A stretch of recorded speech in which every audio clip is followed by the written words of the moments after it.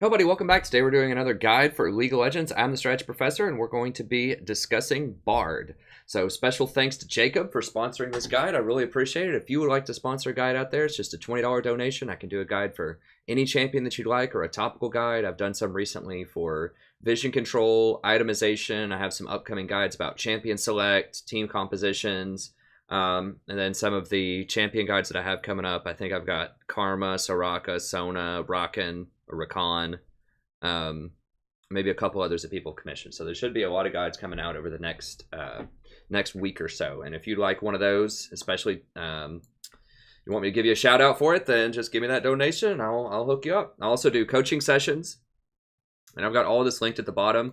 They're about an hour long. I give you a really in-depth Google Doc, discuss your guides, your runes, your masteries, off of looking at your op.gg, talk about the matchup a little bit of the game. Then I watch the game, talk about it as I'm watching it, take some extensive notes, and then turn it into a YouTube video. And at the end, I sort of collate all those notes, bring it together, and give you the best tips to succeed. And a lot of people have said they found a lot of success off of this. Better appreciation for the game, gaining elo, and such. So if you're interested in that, I'll tell you some more about it at the end of the video as well. But okay, let's go ahead and get in here. Now, I want to preface by saying that, I really appreciate Jacob sponsoring and entrusting me with a Bard guide here.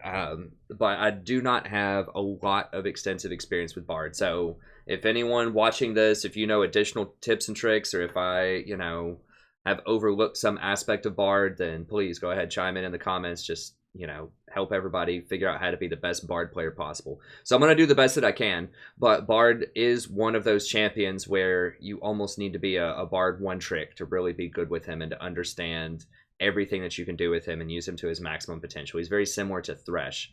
I think that Bard is probably not quite as hard to play as Thresh, but he's very, very close. So he's an extremely complex champion. So just keep that in mind. I may overlook something about Bard, but just, feel free to chip into the conversation in the comments if you want. But nevertheless, I think I've got some really good information here for you. So we're going to start off thinking about just why pick Bard in general, like what kinds of team compositions would he fit into, what's he good at, what are some of his strengths, what are his weaknesses, what do each of his abilities do, what are some different ways you can think about those abilities and use them appropriately. And then, we talk about matchups, recommended items, runes, masteries. Then we talk about the laning phase, how you should do the laning phase. I've got some footage for you here of a Bard video I'm about to release probably later on tonight. Had a team fight with him, and then I have a guide playlist if you want to see even more guides that I have available.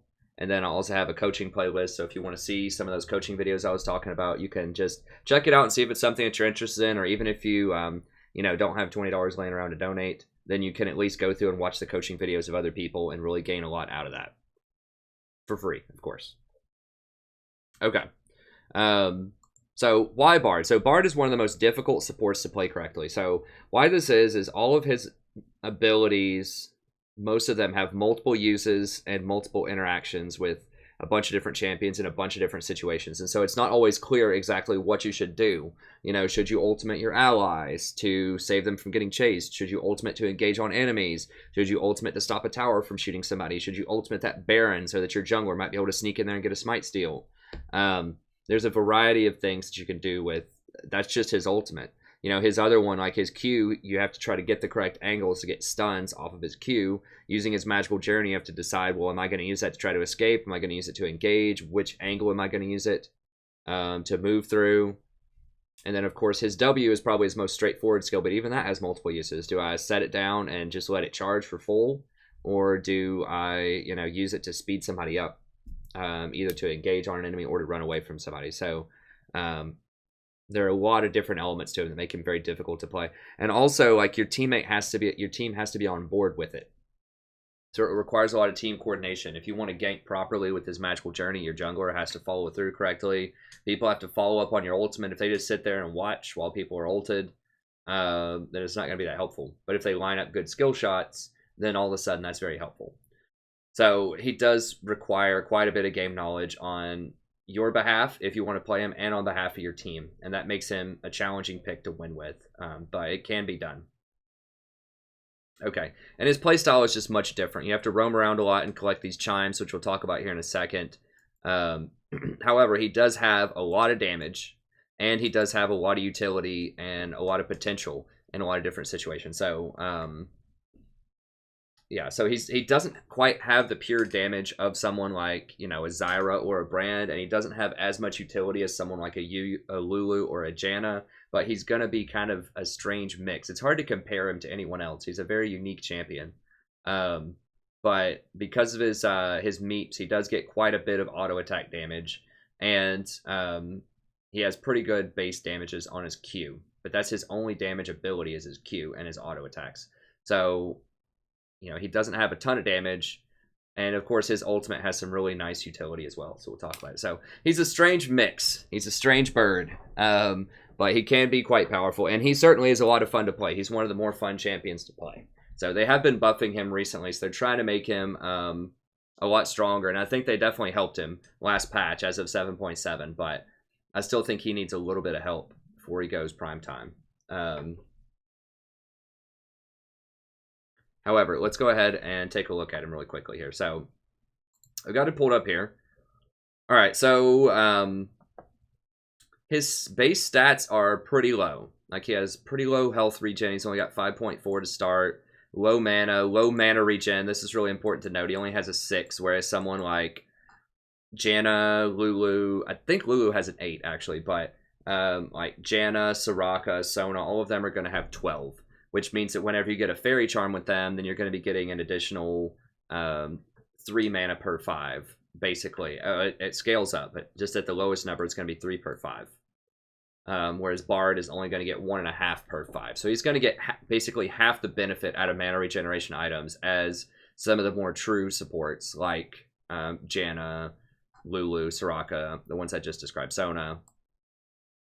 So that's definitely a thing, is he's not going to scale as well with mana regen, and his stuff eats through a lot of mana. Like, his Q is a pretty nice cost. It's only 60, but his W is super expensive. It's 90, so it's really hard to heal through lane. The rest of his stuff is pretty reasonable. Magical Journey is only 30. Tempered Fate's 100, so, you know, he's reasonable in terms of his costs. But in laning phase, you'll definitely feel it if you have to heal a lot with your Caretaker Shrine. It's built into his kit to have mana regeneration by grabbing the chimes, but just be aware that without getting chimes, he's going to be hurting for mana a lot of the time. Pretty low base health. Not as low as someone like Janna or Soraka, but still on the low side. His range is only 500, so that's important to keep in mind. A lot of his damage comes off of his autos, but that's much shorter range than the vast majority of AD carries out there, with the exception of like Lucian and Sivir. So when you try to go up to auto attack them, they're probably going to hit you before you hit them. So that's something to keep in mind. His move speed is also really low for a mage. Like Janna's is 340 base. I think Lulu's is like 335 or 340 base. So he has really low move speed for a support. No scaling magic resist, of course. No ranged champions have that, at least for now. Oops. And decent armor. It's not the lowest out there, but it's certainly not the highest. He has kind of mid-range armor. So he's okay. His baseline stats are all right. Okay, so this is kind of one of his signature interactions here, is his passive. So he basically, these little chimes spawn all over the map, and you have to try to go and collect those chimes. And you get nice benefits if you do that. So you do get some experience. Now, I'm not exactly sure how this translates into how much you'll level up, but this does make up for some leaving the lane. It makes up a little bit for leaving the lane, so you don't fall too far behind in experience. But I still think you're going to fall a little bit behind if you miss multiple waves at a tower. So you want to make sure that you're pushed in, that you push them into tower, and then you go roam and get these chimes. We'll talk about that here in a little bit. And he does get a lot of mana back whenever you get those chimes too. So that does help out for the fact that he doesn't have a lot of mana regen. It allows you to do that. And he gets bonus movement speed. So that lets you run around through the jungle typically and helps you not get caught. Now that's at a combat movement speed, so if they hit you, you're going to lose it. But you should be able to run through there, and while you're grabbing these chimes, that's a really good opportunity to drop wards as well. So that's something that you should be doing anyways as a support, so this enables you to ward better because it gives you a lot of move speed and gives you all these benefits of getting chimes while you're warding. It can also help you roam potentially, depending on how those chimes are placed. Now the enemy can see the chimes on the ground, They won't see it on their minimap, and they can't do anything to interact with the chimes. They can't stop them or stomp them out or anything like that. You can always go get the chimes for up to 10 minutes at least. And I don't know their exact spawning algorithm. They have changed that over time. I believe that early on it will only spawn in your jungle and just kind of in your vicinity. And then as the game extends, they can spawn to more and more dangerous places on the map. Now, it'll never spawn like in their base or something, I don't think, but it can spawn deeper in their jungle or on the other side of the map. But that doesn't happen until after 20 minutes or so. Most of them, they've made it to where it's pretty friendly to pick these up early on. Like some of them will even spawn in your lane itself.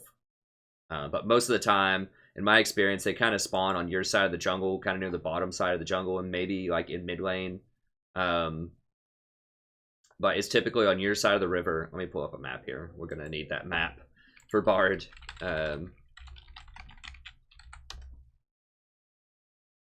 Show you some of the stuff I'm talking about with him. I always forget if you click on it or view image. It's always view image. There we go. Oh, too close. This... I don't think this is the one that I typically use, but this is fine. It's obviously a map of League of Legends, so that's fine. So typically in my experience, if you're bot side, for example, they'll spawn like here, like in here, like maybe through here somewhere, but they typically don't spawn that much in the enemy jungle. After a certain amount of time, like maybe 10 minutes, you'll see a couple start to spawn like over here, and then maybe after 20 or 25 minutes, and they'll just spawn everywhere. But for the beginning of the game, you know, usually they give you the first two almost free that show up. And then thereafter, I don't know exactly how often they spawn. I feel like 2 spawn every like, it feels like minute to 2 minutes or something, maybe like 90 seconds on average. I'm not 100% sure of that information, but they spawn fairly regularly, and I think they spawn 2 at a time, typically, and they last for 10 minutes. So you have a while to collect them, so don't feel, you know, too crazy if you can't really roam and get them right away. They're going to stick around for a little while. Although the faster you get them, the faster you get powered up. So what happens when you grab these, it empowers your meeps, which are like these little creatures that are basically like damage enhancers to your auto attack. So you use an auto and they hit people, and sometimes they have special effects. So each basic attack consumes a meep, and it deals 30 extra damage plus 15 per 5 charms. Now by the mid game, and they've buffed this recently, by the mid game you can certainly have 20 pretty easily, I think, by 10 minutes or so. 10 or 20 minutes. It might spawn faster than 2 per minute. It'll make a little noise whenever it does. It's like, or something like that. It's this difficult sound to describe. But you'll hear a little alert whenever they do spawn. But this would be 60, 90 extra magic damage on attack, which is pretty good. By the time you're level 6 or 7, that's a pretty healthy chunk of extra damage on there. Now you do have a 30% AP ratio too, which is okay, but I wouldn't recommend building a lot of AP on Bard. Like you can, but his ratios are fairly low. Like it's 65 on his Cosmic Binding. It goes up to 60 on his Caretaker Shrine, which is okay. And then of course these two don't even have any AP ratios on them. They don't do damage. So you can build AP, but 3 abilities don't have damage on them. This one has decent damage and scaling. This obviously has pretty good scaling, but he just is not going to scale with AP damage nearly as much as other champions. Or penetration, because he just doesn't do a ton of damage, typically, in terms of like his abilities. Although these meeps do hurt. They hurt quite a bit. So after you get 5 meeps, then it slows enemies by 25%, and that goes up as you get more meeps. You definitely want to get 5 as soon as possible for that slow. And it does splash damage at 15, so you can actually deal a lot of damage to a bunch of people that are tightly grouped together. So that actually adds up pretty quick. All of a sudden, if you're hitting for 90, you know, and that's hitting 4 people in a team fight, that's 360 damage per auto. And you can hold, you know, you'll probably be holding, if you have 20 chimes, then you get 7. How does that work? Oh, that's how often they spawn. Okay, so you can only get 3 meeps at 30. Okay. But if you have 30, you know, that'll be 3 of those special auto attacks in a fight. So that's, you know, you're looking at about 1,000 damage if everyone's grouped together. So it can definitely add up pretty quickly. So, I mean, I guess if you take into account the fact this can multi-target and multi-hit, I mean, AP might be okay on him with these. It's difficult to say. But there's a lot of itemization qualms with Bard that can be difficult to overcome. But anyway, so auto attacks do extra damage. Go get your chimes. It helps you out. They spawn. Now, the best time, as I explained before, to go get these meeps is when you're pushed in. So if you're blue side, you just want to attack and just get this lane up as fast as you possibly can. And then once the lane is up, then you can go and grab the chimes. Now, you need to communicate this with your AD carry, and this is a major problem with Bard, potentially, is, you know, your AD carry might die while you go get those charms. So you need to be careful. If they have like a Leona Lucian on their team and your AD carry is Jinx or something like that, then she's probably going to die if you go roam, because she's not going to respect Leona's engage range, and Leona is going to engage and kill her, probably. So just be very, very careful. Just ping it and tell them, I'm getting chimes. They'll probably die anyways, depending on the elo, but at least maybe they won't rage at you as hard. So that's a problem. But if you're pushed into tower, if you push them in a tower, then that should give you at least a good 5 seconds or so head start before they get back to the middle of the lane. Now, if you're pushed into your tower, it's a lot harder to do it. You can, of course, step back and grab these if you're pushed into your tower. And in some ways, the tower will, you know, protect your AD carry sometimes, depending on the situation. But you're going to be losing a lot of experience if you do that. So that's the problem. So if you try to go roam and get chimes when there's like a whole wave stacked up here, you're going to lose a wave worth of experience. So that makes it really hard. So this means that ideally when you're thinking of compositions, and we'll talk about this a little bit more here in a second, you want to put him with someone who can push the lane quickly so that you can go roam, and someone who can be relatively safe while you're gone. So someone who has escapes. So like a Lucian or an Ezreal, something like that is helpful. Also, if they don't have hard engage, that's helpful. So if they don't have Leona, if they have like a Soraka or a Janna or something like that, then that's a good time to go roam, because they're not going to be able to punish you as hard as a hard engage tank type of support in the bottom lane. Okay, so that's how the meeps work. You just want to run around. You can use your magical journey, which we'll talk about here in a second, to get over walls and to go grab meeps and speed yourself up. So since you get a lot of mana every time you hit one, you can use the W aggressively to speed yourself up so that you keep running. Because as you get them in order, you gain 24% bonus movement speed for 7 seconds. So as long as you tag a meep every 7 seconds and you keep speeding up, so you go faster and faster and faster to catch all the meeps. So this is why it's okay to let a bunch of them sit on the ground for a little bit if you need to stay bottom lane and fight, if you don't have a good time to roam. Because if there's a bunch of them up, then you can chain them together and get moving really quickly to catch all of them. Okay, thanks, Enrique. So yeah, it's okay to leave them sitting up. Obviously, a great time to go back is if you're 80, if you just came from back, if you just bought to go pick some up on your way to lane, or if you're just about to back, if your AD carry already backed, then you could go pick a few up before you have to go back as well. So those are all good times to go grab chimes as well. Yeah, so it is risky. You just want to be careful that you're not caught out. So you need to have good warding, kind of good map presence. Like, make sure the jungler is not going to be there when you run over there, ideally. Like, you can escape some tricky situations, but, you know, if you run over there, that's another problem if you're pushing a lane. If you try to go out here and get some meeps, and the jungler's right here, they can potentially collapse and get you. Or if you try to go into their territory to get some meeps, when the lane is even and not pushed in, then they can easily wrap around and perhaps catch you. And you are really slippery with Magical Journey, but, you know, sometimes there's just too many people when they cut you off from too many different angles. Okay.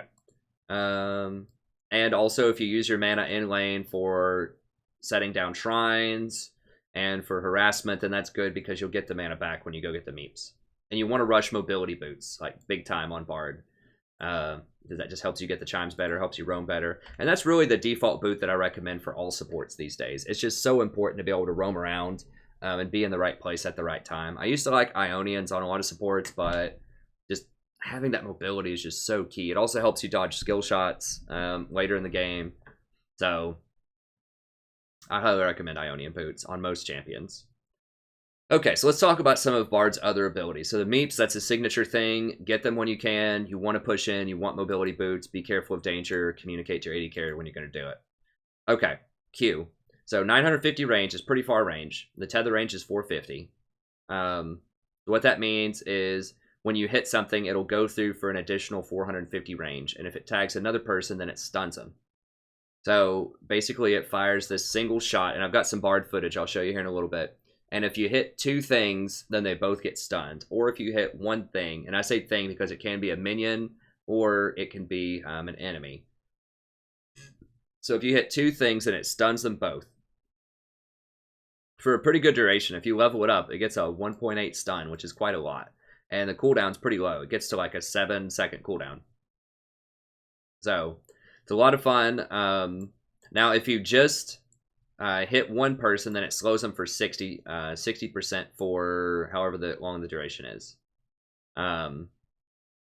Yeah, that's why it says disable, because it will slow for 1 second or stun for 1 second, depending. But a 60-second slow is still pretty good. So even if you don't have, you know, the perfect stun time on somebody in lane and a gank's coming, sometimes you just have to hit them with a normal Q and just slow them.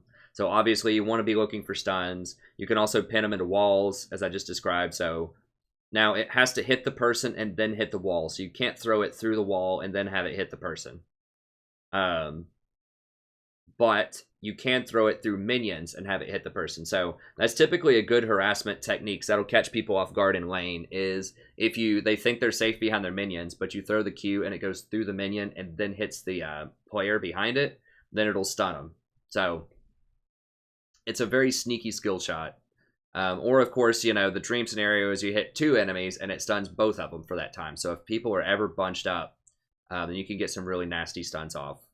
So that can be a very, very powerful ability in the game. And once you level it all the way up, it gets to a 7-second cooldown. So when you have CDR with that, you know, it's going to be going down to like a 4-second cooldown. So that's a lot of stunning going on. You can't quite chain stun, but that's getting close. That's 2-second stun, 2-second off.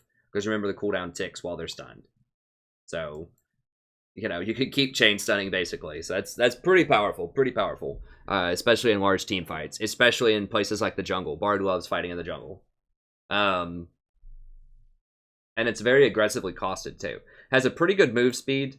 So they can still dodge it, but it's faster than something like a Morgana Q, for example. I think a Morgana Q is like 1,000 move speed or maybe 1,100. It might even be lower than that.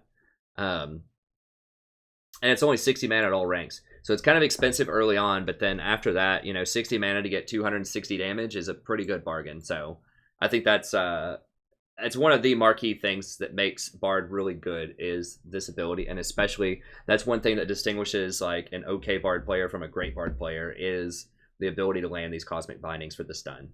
So just constantly look for angles where you can pin them against a wall or pin them against each other or against other minions. It takes a lot of practice to kind of get the hang of this, because it's a really weird interaction. Unless you play something like Vayne or Poppy a lot, you're probably not used to looking for those types of interactions. So just be patient, practice, and just start looking for those. Okay, so that's definitely what you want to max first. And remember, throwing it through the minion is usually the sneakiest way to hit enemies with it. Okay, so W is relatively weak. If you just insta-cast it on somebody, it's 90 mana, which is extremely high. It's 90 mana for only 30 heal. Now, if you let it sit there and charge for up to 10 seconds, then you can get a total of 70 heals. That's still expensive, though. 90 mana for a 70 heal is still a lot. Now, it does speed people up for 50% over 1.5 seconds. So it's not a huge speed up, but it's a pretty anemic ability. I wish, you know, I kind of wish they would buff this one way or another. Either make it speed up for a little bit longer, like maybe speed up for 2.5 seconds. So you could help use it as an engage tool, or, you know, that's pretty conditional, like letting it charge up for that long. It feels like it should be a bigger heal, or just drop the mana cost. At least at lower levels. Like, I don't know why it costs 90 at level 1. That's absurd. Like, why not just 50 at level 1 and then plus 10 per level or something like that, like most normal spells? So they really don't want Bard to be like a super sustained champion early. And, you know, they probably balance it that way because you get mana back from your chimes. But, you know, he needs a little help. He's not super top tier right now anyways. And I think that would be one way to help him out a little bit, is just to give him some more sustain, especially on the charge up. So maybe like drop this down to 50 mana at level 1, make it, you know, I'm fine with having the base heal be 30, but maybe make it go up to as high as 90 or something, like triple value or something if it charges up. Because that requires a lot of pre-planning. And, you know, even if it disappeared, it does disappear after a while, I think, but it lasts for a very long time. So maybe if they charge it up like that and it disappears after 30 seconds, that might be a fair way to balance it, just so you can't sit there forever on them. But you have to plan a little bit ahead, but the window is shorter on when you can use it. That might be a fair way to balance it. But either way, it's kind of anemic, but nevertheless, I would say you probably still want to max this second, because it is nice for sieges to have that extra heal when you have 3 of these sitting there. I mean, that might be why they have it balanced this way, because if you have 3 of them fully charged, and, you know, then they could get up to 690 heal. So that's obviously really good. That is expensive to do that, but that's a pretty good heal. So I guess it just, like, it's balanced around having a bunch of shrines up, having the 3 shrines up, fully charged, and just ready to heal. So it takes a lot of preparation to prepare for that, and it's very mana intensive to do it. But it can be good. So I would say you definitely want to level it up. Well, not definitely, but this is one option to level it up as second, which is okay. Because you get the extra heal. Now, you don't get any extra speed or anything, but you do get the extra heal. You don't get mana cost reduction. You don't get cooldown reduction, but you do get the extra heal. And your only other option to level up is Magical Journey, which is okay. So let's talk about Magical Journey here. So what this does is it opens up a portal, and you'll see it in the clip here in a little bit. It opens up a portal, and you can hop through that portal, and so can other people. So any allies and enemies can hop through that portal and run. So it goes through any kind of terrain, including character-made terrain. So you can go through Anivia walls, you can go through Trundle pillars, you can go through Jarvan ults. You can go through any kind of terrain with it.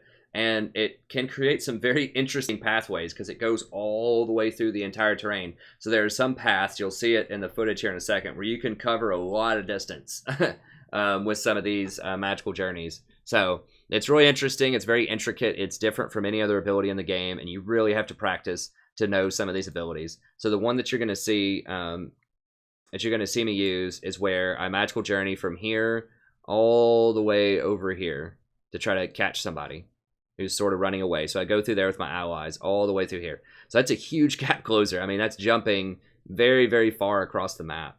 But if you mistime this, if you don't hit it all the way through this, then all of a sudden, if you hit it at this angle, you could end up here, or you could end up, you know, over here and in the wrong place. So you can cover small walls like this, or you can go all the way through very slender, slender places. This is like another one where you can go all the way through here. This is one, I believe you can go all the way through here. Yeah, so there are a lot of places you can cover a lot of distance if you get the angle correct. But if you're trying to go through here, for example, and you time it just slightly off, you might just land in the Gromp pit, or in the Golem pit, instead of getting all the way through there. So I'm pretty sure you can go all the way through this one, or all the way through this. Definitely this one. And I think you can go through this one. But you have to have the angle exactly perfect. So there's a lot of intricate ways. There's even one thing at the very beginning where if you move down like right here, you can actually go through this wall like all the way out over to here at an angle, if you get the angle right. So there's a lot of goofy things you can do with Magical Journey that can potentially be very powerful, and I don't know all of them. As I explained, I've only played him a handful of times, and I haven't watched a ton of footage on him. But it's a very, very unique and powerful ability, obviously, because you can just cover a lot of terrain. So it helps you chase, it helps you escape. One really good combo with Bard is you go through the Magical Journey, and if any of the enemies try to follow you, just throw a Q, because they're going to be next to a wall once they finish. So let's say that you try to go, you know, from here to here, and they try to chase you from here to here, then you just hit them with a Q on the wall. And if you have allies sitting there, then they can just kill them. Or at the very least, you can usually get away if you pin them into a wall. So, it's possible. Now, this is very cheap. It's possible that you could level this second. You do get reduction in cooldown, and you move faster through the Magical Journey. And you do get ally bonus move speed. So you do move a lot faster through it if you level it up. But, you know, once again, it doesn't give you any raw stats. And typically, you're going to be doing this to open fights or to chase people. So you're not going to need multiple uses of it. And the cooldown goes down some, but not like a ton. Not to where you can spam it. So it's not like down 2 seconds each one. So it's still probably only going to be using it like 1, maybe twice per fight. And it's usually used to start fights or to chase people. So to me, you don't really need multiple points in there. And that's why I go for caretakers, because you at least get more heal out of it. And that helps with sieges. But with Magical Journey, you don't really get a lot of benefit out of multiple points. This is nice that people run through a lot faster, so it's great for chasing, but I don't know. It's debatable. I err on the side of maxing W second, but there is a conversation to be had for having maxing your E second. Okay. So there are a ton of different situations you can use it with your jungler to gank. So especially if you're on red side over here and they're just pushed up to your tower harassing you, you just pop in over this wall with your jungler and then just kill them right there. Or if they're over here harassing you, you could drop in here and kill them. Now this is harder because this is usually warded with the tri-bush, but right here a lot of times people won't keep this warded very easily, and so you can just pop right through and get on them. Even if they ward this, you can still do it through this bush and just go down like through here. Now they're going to see the portal pop up, so they're going to start running it immediately if they're smart. But there are some neat sort of gank paths that you can do with that. So it does help out with ganks. It helps escape ganks. So for instance, if you're pushed up right here and their jungler like comes around through here and tries to get you, you can just go with your ally, you know, and just try to run like right here in Magical Journey, like all the way over to here or something. And then as soon as they try to follow you, just bind them into the wall. So there are a lot of interesting escapes and gank paths that are opened up with the E. Okay, and finally, his signature move, the Tempered Fate. So this is on, for me, this is on way too long of a cooldown to start with. But, you know, it's another conversation, I guess. I don't know why Riot's balancing team has this on a 130-second cooldown. It is very powerful, but it's very, very difficult to use correctly. This might be the most difficult ultimate in the whole game to use effectively, because there's just so many ways you can screw this up if you don't have a lot of practice with it, and it doesn't do any flat out damage. So really high skill cap, really high probability that it could get messed up. It requires coordination with your allies to use correctly. They can screw it up. Like, there are a lot of different ways that this can go really wrong, like really wrong. Like, you could lose entire fights, entire games if you use this ability wrong. So I don't know why it's 130, but it's a really cool ability. It's one of his coolest. So I think it should be starting at 120 seconds and work its way down from there. But anyways, I'm not on the balancing team. But so kind of long cooldown, so you want to be careful not to just use this willy-nilly out there. You want to make sure that you're getting some good proper usage out of it. But what it does is it basically casts like an AoE Zhonya's Hourglass on anything that it touches, including monsters, including Baron, Dragon, towers, allies, enemies. Everything can be temper fated, except for things that are immune to crowd control. So like an Olaf that's ulting. I don't know if he can ult to break out of it if it hits him before he ults, but I know that he can.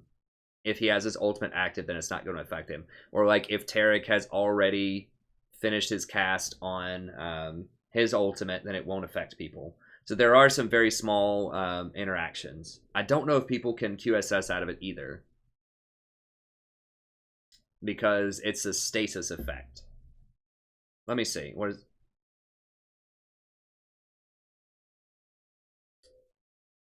Okay, stasis. Well, let me go back. I can just hover over it. I think it's going to tell me.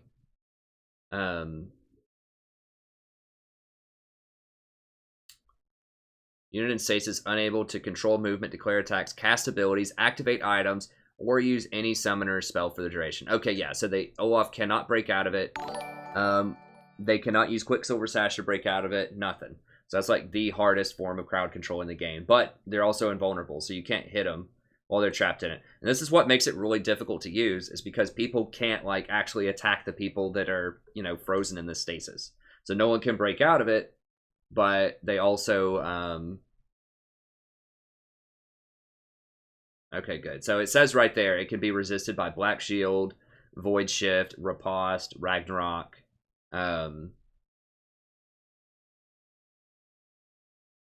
It can be blocked with Banshee's Veil, Shroud of Darkness, Spell Shield.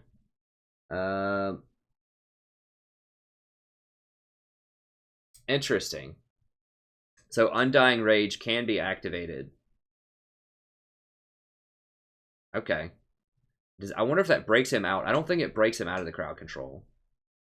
I think he'll still stay in stasis. I don't know. So there are very interesting cases with it. And I've got some of them listed here for you. And the thing to know is it takes longer to cast this depending on how far away it is. That makes it another very challenging use. So it goes from anywhere from like 1.1 seconds. Yeah, here we go. Travel time varies between 0.3 at point blank range and 1.3. So it could take up to a second longer to cast if you throw it a long distance. So it's actually a physical thing that you throw. So it's really, once again, takes a ton of practice to get used to that.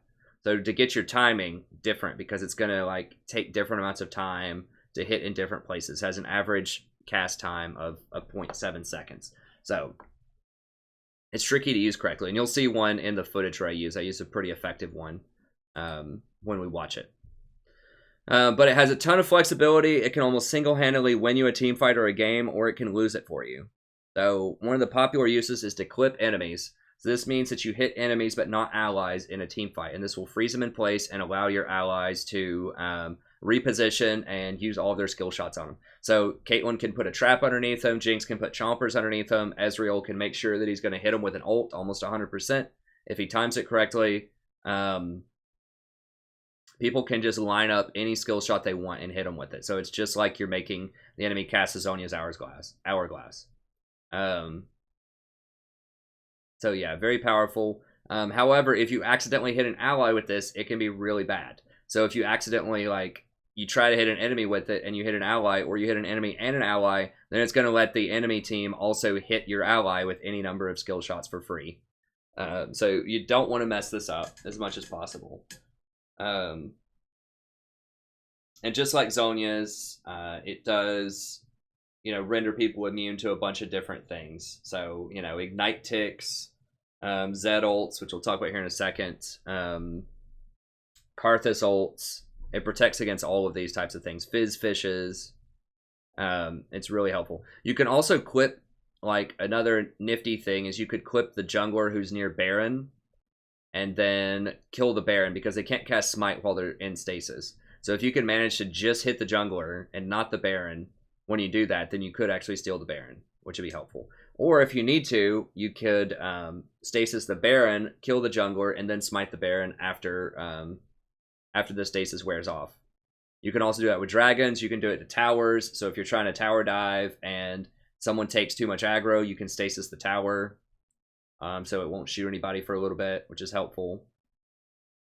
So one of the best things is just to clip enemies and just allow allies to set up, get their cooldowns back, and finish them off. So you'll see some of that in the footage here in a little bit. So Zhonya's Hourglass for allies, so you can prevent damage from dangerous things like Karthus, Zedel, Ignite, just talked about those. You can also neutralize a lot of powerful effects that are difficult to otherwise neutralize. And, I haven't listed all of the interactions here, but there are a ton of really bizarre sort of interactions that you can do with this. So, for example, a Kayle ult. Now, remember, Kayle's ult makes her immune to damage, but it does not make her immune to crowd control. So, if Kayle ults, just throw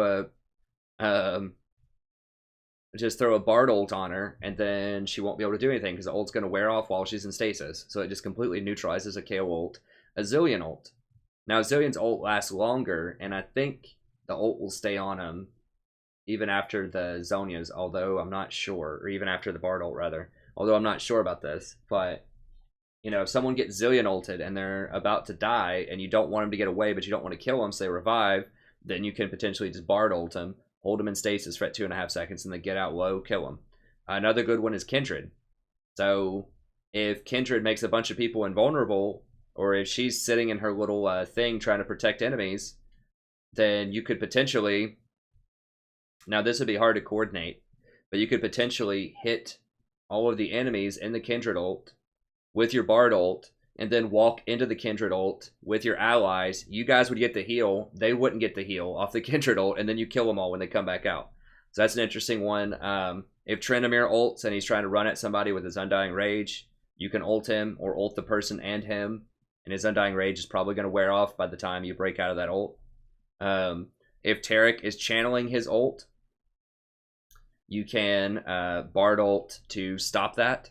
So that'll put everyone in stasis. It'll cancel the Taric ult so that it's not on him anymore. I believe. I'm not 100% about the interaction, but I believe. Now, if Taric has already finished channeling his ult, then the CC can't be applied. But if it's charging, so if it's in that 2.5 second period before it makes everyone invulnerable, then I believe it will stop them from becoming invulnerable.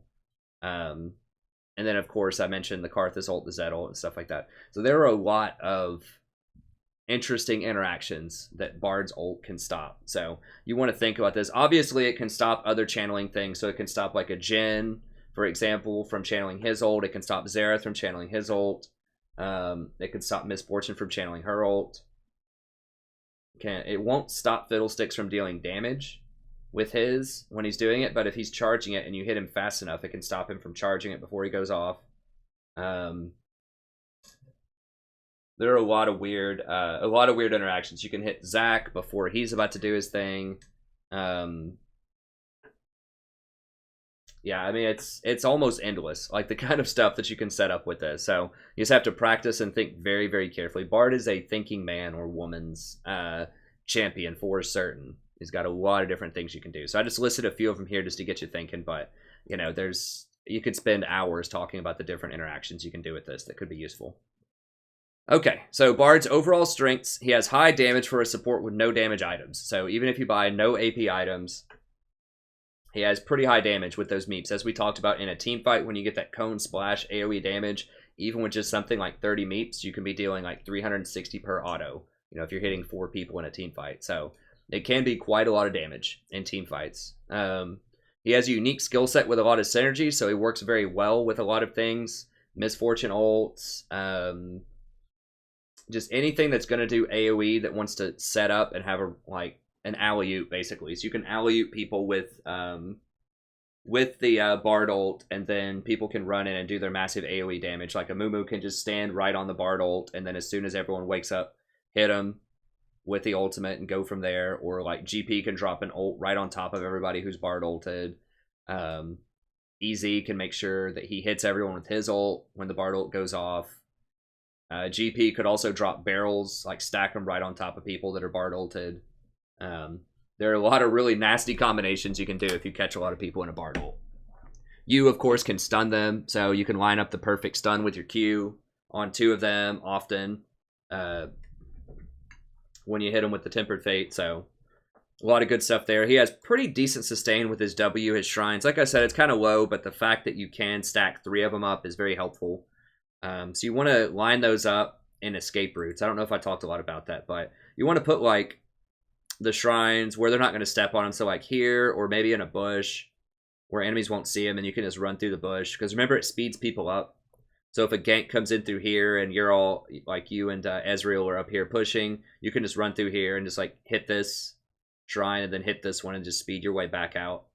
So you want to set them up behind you as kind of an escape route to help your ADC run through and escape, or to help you run through and escape if you need to.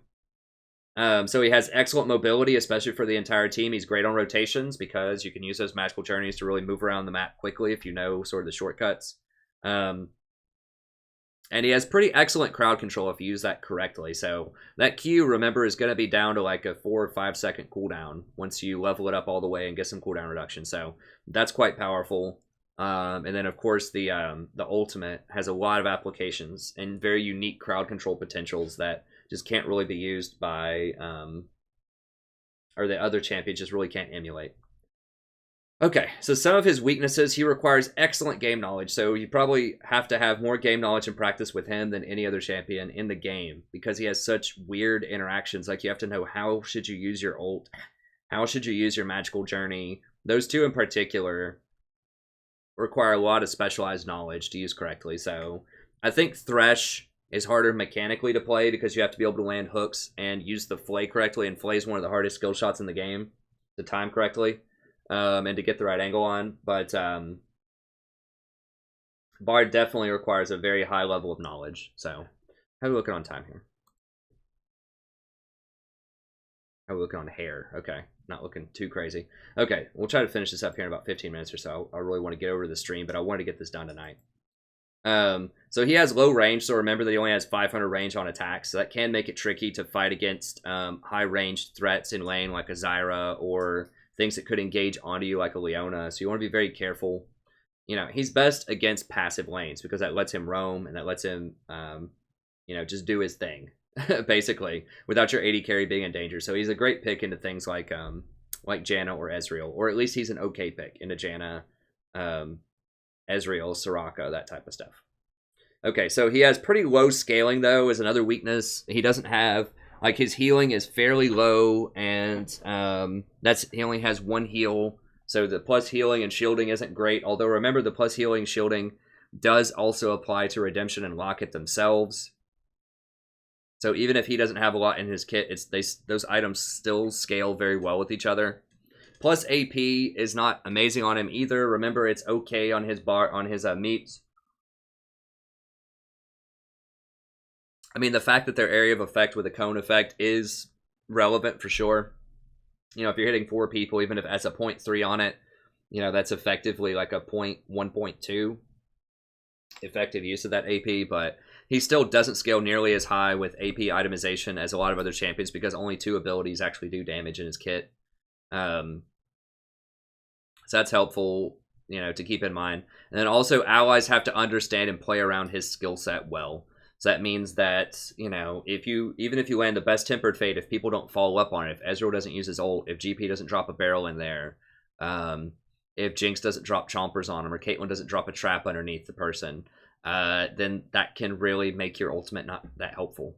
So it requires a lot of smart allies as well to really utilize Bard, and that can be an unreasonable expectation at certain elos, right? So this is why I don't recommend him, you know, at bronze, silver.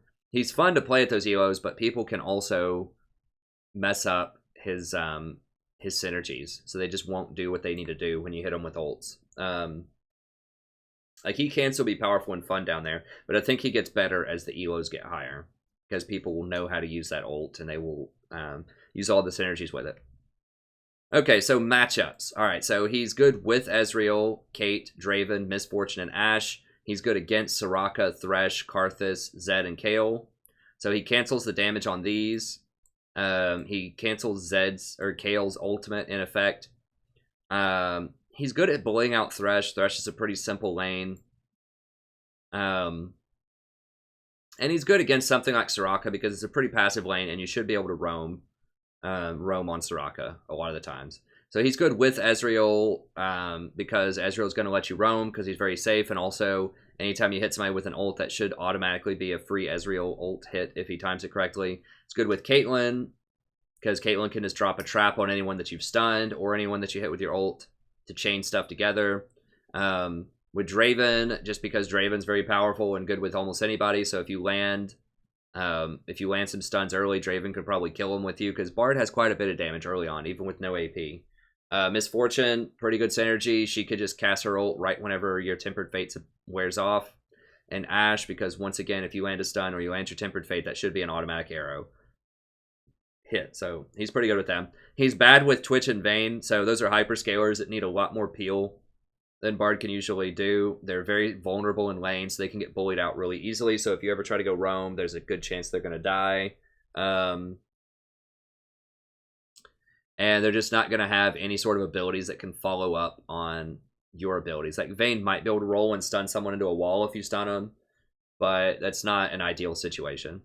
So Bard's not going to be great against Ezreal, Lucian, Janna, and Lulu. I did say that Janna and Lulu, like, Bard's okay into them in terms of roaming, but it's sort of a double-edged sword. It does let you roam early, but they're going to outscale you later because they're going to...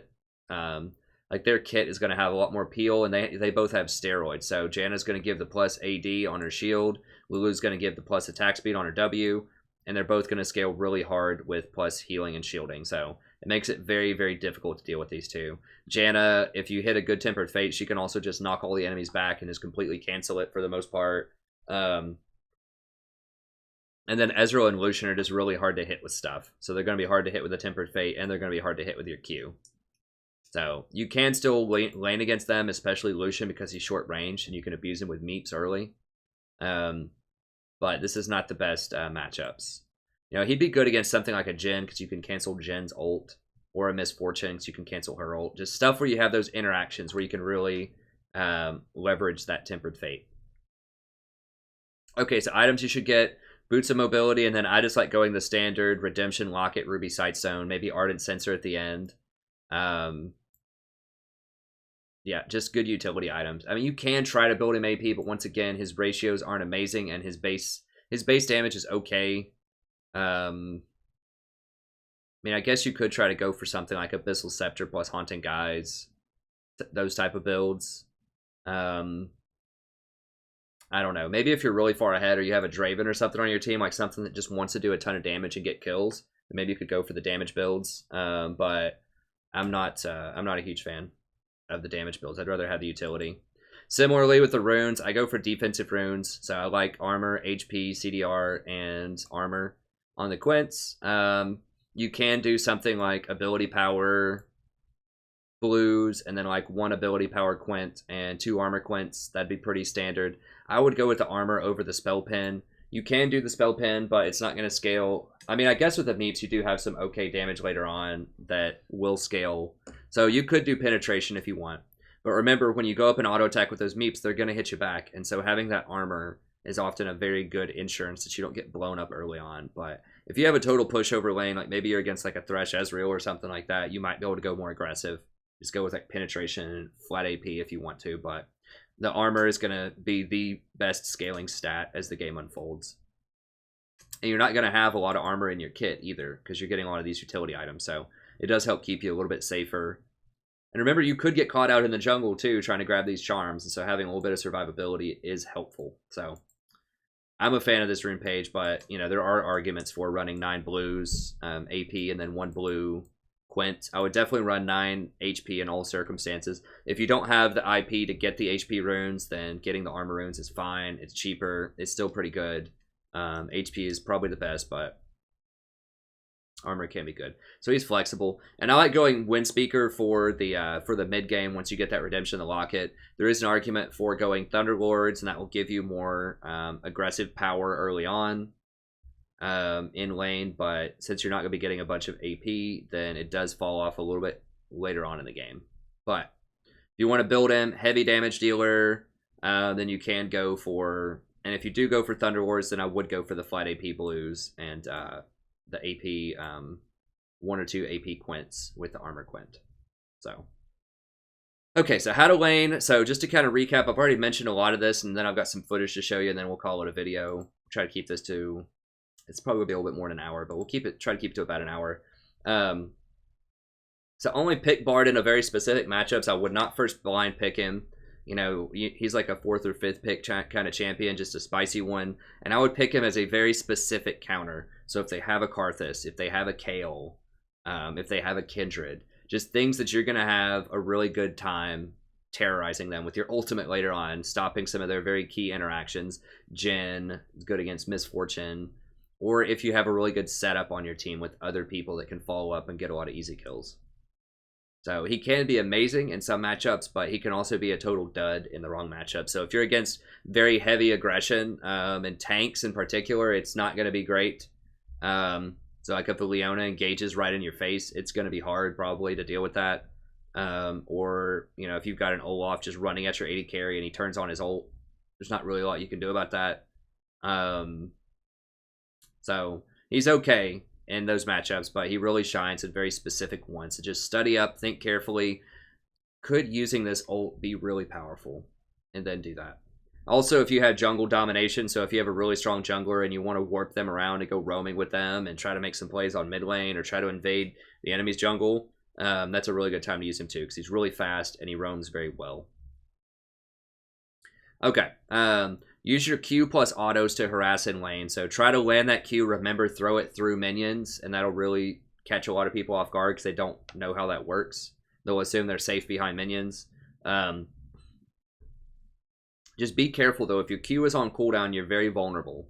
So if you're against an aggressive lane that could, like, all of a sudden a Leona that could engage on you, if you use your Q, then you want to be careful to hold on to that, or to at least back up after you use it. So try to push the lane as fast as you can and roam. Go get those chimes. Drop some deep wards. You should be able to escape a lot of stuff, but just be careful. If mid's vulnerable, while you're grabbing those charms, you might just want to poke your head middle. Just see if you can hit him with a Q or get him to blow a flash. He's very fast. He roams very well, and he gets a lot of good vision coverage. That's sort of Bard's thing. So try to use that. Try to make some plays on mid lane if you can. Keep your W charged bot lane, so have a couple of shrines up at all times just to help your allies escape. Also to give them that heal. Save your E for escapes if you can, so there's not a lot of situations where you would use that for harassment in lane, but just try to hold on to it. Make sure you can escape with it.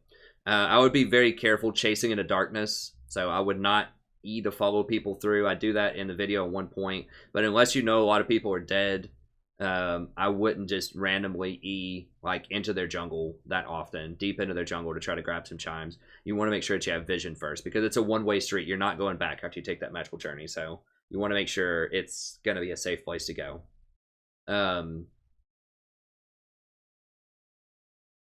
All right, and then use your ult. Like, the most common way to use the ult is for an all-in engage tool, so you want to hit people and set it up for your allies. You can use those other ways we talked about, but this is the most common way. But try to wait on enemies to commit their movements first. So a lot of people have dashes that can get out and dodge your ult.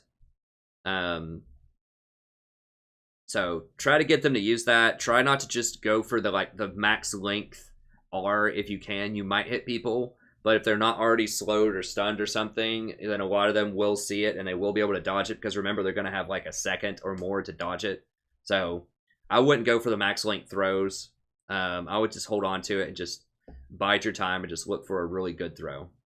And then try not to hit allies in most situations unless that's your intent.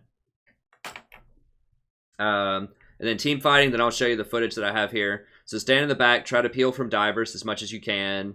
You can start small skirmishes with your ult if you want to. Definitely ping the location where you're going to ult before you ult. That way they're looking right there and getting ready for it. Use your W. You want to save it. You can set up a couple of shrines if you're sieging, but then try to hold on to it and use it to peel. So use it to speed up your AD carry to run back away from stuff typically. Focus on the special reason why you picked Bard. So watch for that key interaction. Watch for the Karthus ult. Watch for the Fizz Fish to hit somebody. Watch for Zed to ult somebody. Just think about why you picked him. That special interaction that you want. Watch the Gen to ult. And work around that interaction. And then be sure to use your redemption and lock it appropriately. Remember that if you hit an ult on people and then you use redemption like right after it, it's basically a guaranteed hit for that 10% damage. And on allies, it's a guaranteed heal. Because redemption's 2.5 seconds, your ult's 2.5 seconds. So if you time them almost right on top of each other, then there's going to be virtually no way for anyone to dodge it. So that can be helpful. All right, let's go ahead and watch some Bard footage and see how you can put some of this into practice. Now, I think I started filming this a little bit late, and this guy, we'd already put some harass on him when he came to lane, so sorry about that. But you can just kind of see how you should get aggressive in this lane. And we can get very aggressive because Alistar doesn't do a ton, especially at level 1. And we have a heal. They kind of have a heal, but it's a lot less reliable than my heal, so we should be able to get aggressive here. Okay. So I should be going up and just actively look to punish this Lucian. So I'm just autoing him. You saw just one auto attack there with those meeps. I'm not even running any AP. Yeah, I've got like 5 just from Masteries. Okay, see, I got a double bind there with my Q. Stunned them both. He flashes and gets out. We're getting up here. We're getting very aggressive.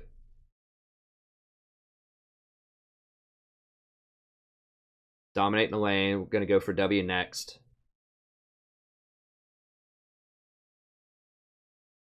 So I put it in the bush right there. All right, there we go. Got another stun on him.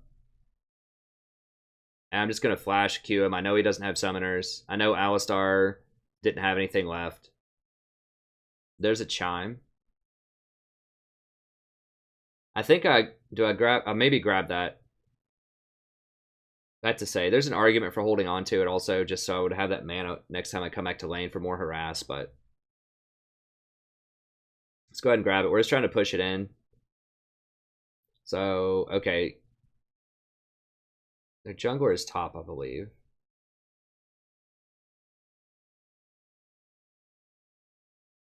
That's fine just to hit him with a normal one there, hit him with a couple of chimes. I'm just dancing in and out of this tower range. Ezreal takes the damage. Now, we could have backed here. I think Ezreal just kind of wanted to stay. We are making them miss a lot of minions there. So typically, you should back this early, but it's so early, like we killed him level 2. And he's not going to come back with any valuable items. So I just go ahead and get in there because I know their jungler just died top lane. So I'm going through there just to knock out that blast plant so I don't have an easy gank path. Grab a chime on the way here. We'll move on to something else here in a second. Grab that. I should tell him about that. I should ping that. Okay, yeah, I do. Because some people, this is another thing, people just forget. They don't know how, like, Bard works. So they're like, oh, that actually heals me, you know.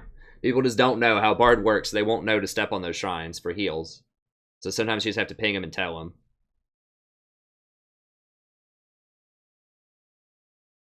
Okay, put another shrine there.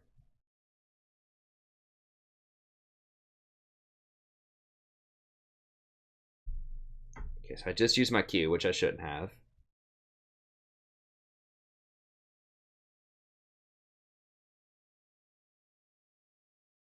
Okay, so we go through there. There should be another kill, I think.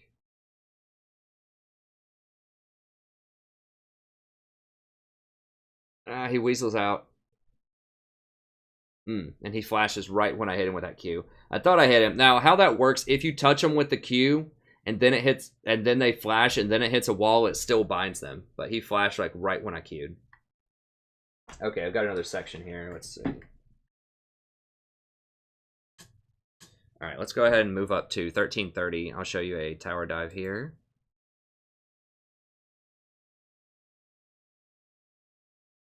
How to handle a tower dive with Bard.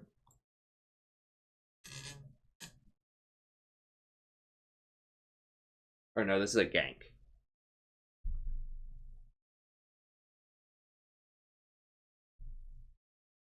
Okay, so we're running, I think.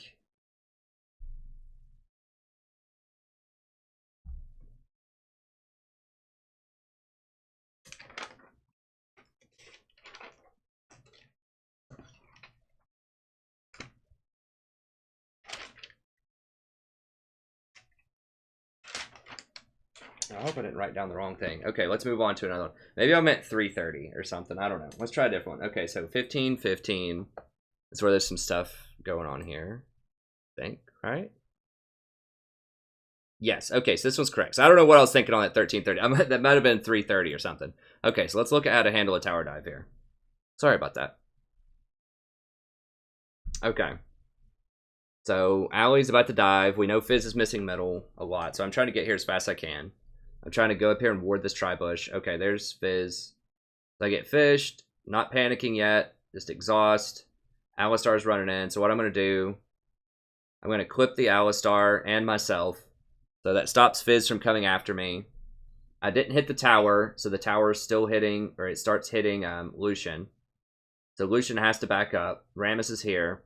Alistar had his ult going, and it cancels his ult. I believe it cancels it right when I hit him with this.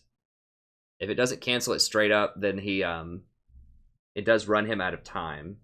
Or like it runs out of time while he's in my ult. But it looks like it cancels it because he gets this little like shield around him when he ults. See those rotating things? Then as soon as I hit him, that disappears. So it could have just timed out, but I think it cancels it. So now he takes full damage from the tower instead of reduced damage from his ult, and then he dies.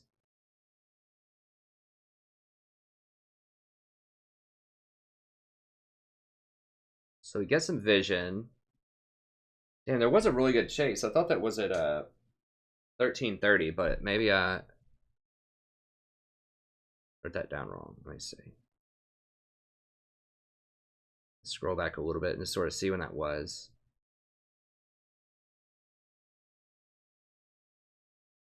There was a pretty cool chase where I get to show off like an ult.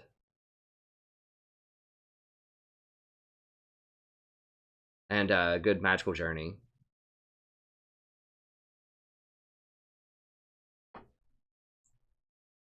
Okay, there we go. There we go. It must have been like 11:30. I don't know why I said 13:30. Okay. Okay, here we go. This is the gank I was talking about before. I guess I meant 11:30. Been a long day, okay? It's been a long day. All right, so here we go. Okay, so I hit him with the slow. I was trying to get the stun. Didn't quite get it.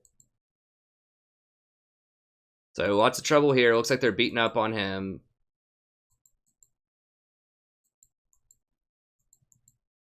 Okay, so I'm trying to clip them so that I don't hit Alistar and I don't hit Rammus. That's sort of my goal here with this ultimate. So I'm trying to get both of them off of him and to set up for another Q once this finishes. Let me see. Okay, so I get both of them. I don't hit Rammus. I don't hit Alistar. This should give Rammus a taunt since he's up. Now, I should have walked up there and landed a better Q. I just never play Bard, but as soon as I landed that, I should have walked up and tried to hit this Fizz into the wall, and that probably would have been the best angle I could get. I could have also tried to hit Lucian into the minions. That was sort of a half-ass attempt there. So I could have done that better. Okay, so now watch. This is a good way you can use kind of Magical Journey. Okay, so I aim and I go straight through this whole way. As soon as I land, he does a good job of blowing me back with the Blast Plant. But because he used it on me, he didn't get to use the Blast Plant on Rammus. That means Rammus got to go through and finish him off anyways. Hit him with a Q, do some damage, and we run out. So yeah, I didn't get the kill on him doing that, but I was in a position where I was relevant. Like if I didn't have that Magical Journey like perfectly timed to go straight through there, then I wouldn't have been there. And he would have been able to escape the Rammus with the Blast Plant, most likely. That's just a good thing to consider. Just walking around, grabbing some more chimes. I don't have time to clear that pink. I did see it, but I'm just looking to grab chimes and go back and help Ezreal. That pink's not really giving that much vision inside that pit right now. So I'll go back and get it later. But I need to try to get back to lane to help out Ezreal. Okay, one final one that I want to show here. A really cool team fight with some nice interactions here. So I'm just grabbing some charms. A fight's about to break out over here. All right, so they're kind of pressuring our tower. I throw a Magical Journey here just to kind of freak them out. So they think that I might come through there. I just want to back him off the tower. And then Rammus decides he wants to go really hard here. So I'm like, okay, well, we don't have Ahri. I don't remember if I pinged back or not. I should have. Because Ahri's not here. Yeah, so they're going in fighting. I'm just hitting whoever's in front of me that I can to try to get those slows. Go for a stun. I think I stunned 2 minions on accident there, so that wasn't good. Just throwing some autos. Okay, got him. I think I killed 2 people with that one shot.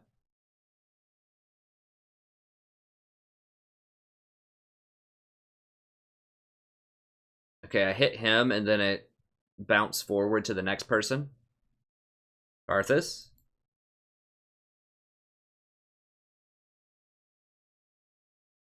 Going for that Quadra, baby. I don't know. Alright, Karthus is channeling an ult. We're all here.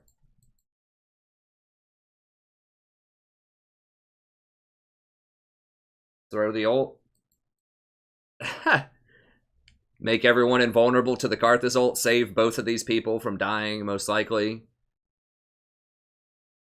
I still take the damage. And then we all walk out. That was fun. But yeah. I'm pretty sure I saved them all. And then...